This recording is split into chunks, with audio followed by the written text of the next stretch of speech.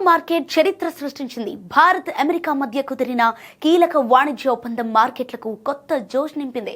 Trading ప్రారంభమైన కేవలం 15 నిమిషాల్లోనే ఇన్వెస్టర్ల సంపద ఏకంగా 13 లక్షల కోట్ల రూపాయలు పెరిగింది.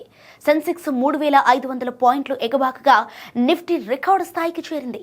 దలాల్ స్ట్రీట్లో పండగ వాతావరణాన్ని తలపించిన ఈ ర్యాలీ ఇన్వెస్టర్లలో జోష్ నింపింది.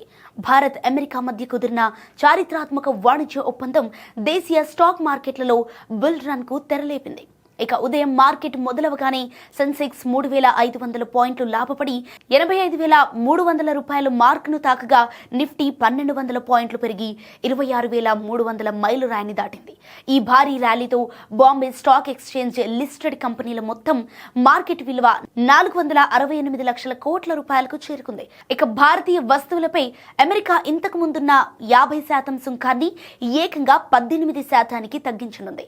ప్రతిగా భారత్ కూడా పలు అమెరికన్ ఉత్పత్తులపై పన్నులు తగ్గించనుంది. ఈ నిర్ణయం భారత ఎగుమతిదారులకు, ఐటీ, ఫార్మా రంగాలకు భారీ ఊరటనిచ్చింది. దేనికి తోడు విదేశీ ఇన్వెస్టర్లు తమ పొజిషన్లను కవర్ చేసుకోవడానికి భారీగా కొనుగోలు జరపడం మార్కెట్ను పరుగులు పెట్టించింది.